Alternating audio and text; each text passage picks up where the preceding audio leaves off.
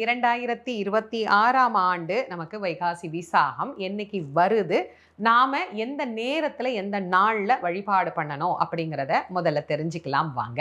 30/5/2026 அன்னைக்கு நமக்கு வைகாசி விசாகம் அமைஞ்சிருக்கு. 30/5/2026 மதியம் 12:55 பௌர்ணமி ஆரம்பிச்சு 31/5/2026 மதியம் 2:45 வரைக்கும் பௌர்ணமி இருக்கு.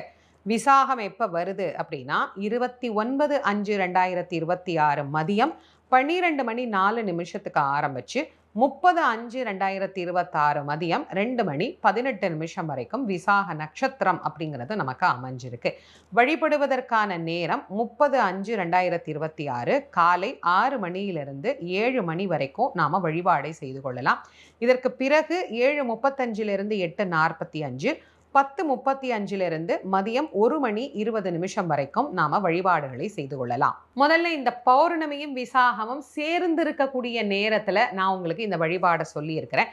பொதுவா பௌர்ணமியும் விசாகமும் சேர்ந்து ஒரு நாள் முழுக்க வரும். சில ஆண்டுகள்ல அந்த மாதிரி நமக்கு அமையாது. சில ஆண்டுகள்ல பௌர்ணமி விசாகம் முடிஞ்ச பிறகு கூட நமக்கு வரும். அதனால இந்த ஆண்டு நமக்கு அப்படியே ஒரு மதிய பொழுது வரைக்கும் அது ரெண்டுமே சேர்ந்து நமக்கு அமைஞ்சிருக்குது. அதனால இந்த நாள்ல முதல்ல வழிபாட்டுக்குரிய நேரம் சொல்லியிருக்கேன். இதுல நான் காலையில 6 மணியிலிருந்து 7 மணி அப்படின்னு ஒரு நேரம் சொல்லியிருக்கேன். நிறைய பேர் என்கிட்ட கேட்குறீங்க, அம்மா நாங்க ஒரு 4 மணிக்கு எல்லாமே பூஜை பண்ற வழக்கம் உண்டு, எங்களுக்கு 4-5 மணிக்கெல்லாம் எந்திரிச்சு பூஜை பண்ணுவோம், அதனால நாங்க இந்த 4 மணி 5 மணி 6 மணிக்கெல்லாம் பூஜை பண்ணலாமா அப்படின்னு கேட்குறீங்க. நான் 4 மணின்னு ஒரு நேரம் சொல்லிட்டேன்னு வச்சுக்கோங்களேன், அப்ப நிறைய பேர் கேட்பீங்க 4 மணிக்கெல்லாமா எங்களால எந்திரிச்சு பூஜை பண்ண முடியாது அப்படின்னு. அதனால இந்த காலையில சீக்கிரமா கும்பிட்டுட்டு வேலைக்கு போறேன் அப்படிங்கிறவங்க அந்த காலையில முதல்ல சொன்ன நேரத்தை நீங்க பயன்படுத்திக்கலாம். 5 மணிக்கெல்லாம் தாராளமா கும்பிடலாம், ஒன்றும் தப்பு இல்லை. அதற்கு பிறகு இல்லைம்மா ஒரு 9 மணிக்கு தான் நாங்கள் வேலைக்கு போகிறோம் அப்படிங்கிறவங்க அந்த 7:35 அப்புறம் நான் சொன்ன நேரத்தை பயன்படுத்திக்கலாம். வீட்டில் தாம்மா இருக்கிறோம், பொதுவாக மெதுவாகவே சாமி கும்பிட்டு நாங்கள் பழகிட்டோம், அதனால் எங்களுக்கு கொஞ்சம் தாமதமாக மதியம் வரைக்கும் ஏதாவது பண்ணிக்க முடியுமா, மற்ற வேலைகளை முடிச்சுட்டு வந்து தான் நாங்கள் வழிபாடு பண்ணணுங்கிறவங்களுக்காகத்தான் நான் இத்தனை நேரங்கள் உங்களுக்கு கொடுத்துருக்கேன். எது உங்களுக்கு சௌகரியமோ அதை பயன்படுத்திக்கோங்க.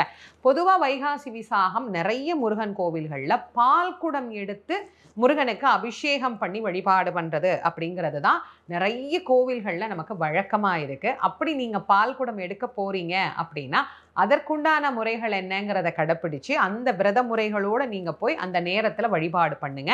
அது பொதுவாக கோவில்ல இருந்து நல்ல நேரமாக தான் உங்களுக்கு அனுப்புவாங்க.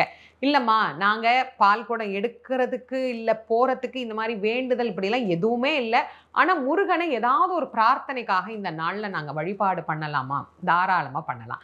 என்ன பண்ணலாம், பால் குடம் எடுக்கலைன்னா பால் அபிஷேகத்துக்கு வாங்கி கொடுக்கலாம், அது ரொம்ப விசேஷமானது. இல்லைம்மா கோவிலுக்கே எங்களால் போக முடியாது, நாங்கள் இருக்கிற பகுதியில் முருகர் கோவில் இல்லை, வேற மாநிலம் வேற நாடு, எங்களுக்கு ஏதாவது ஒரு வழி சொல்லுங்க அப்படிங்கிறவங்களுக்கு வீட்டிலேயே முருகருடைய விக்கிரகம் வச்சிருக்கிறீங்கன்னா பாலால் உங்கள் கையாலேயே அபிஷேகம் பண்ணலாம். படந்தாமா வச்சிருக்கிறோம் அப்படின்னீங்கன்னா பால் நெய்வேத்தியம் பண்ணி வழிபாடு பண்ணுங்க. ஏன்னா இந்த விசாக நட்சத்திரத்துல முருகனுக்கு பாலால் செய்யக்கூடிய அபிஷேகமோ சரி அல்லது நெய்வேத்தியமோ சரி ரொம்ப ரொம்ப சிறப்பு வாய்ந்தது. இதை நீங்க மறக்காம செய்யுங்க.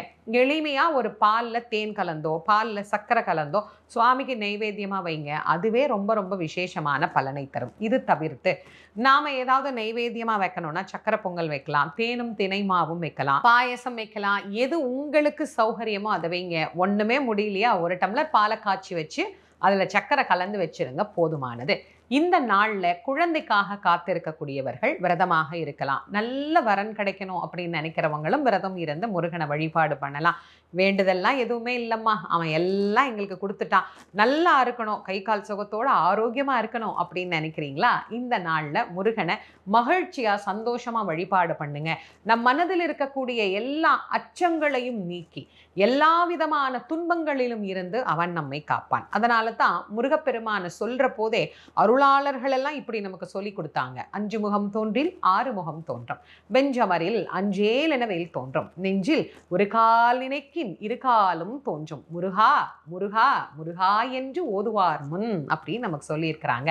முருகா அப்படின்னு உருகி ஒரு தரம் சொன்னாலே அஞ்சக்கூடிய முகங்கள் எதுவுமே நம் அருகிலேயே வராது அப்படின்னு சொல்றாங்க.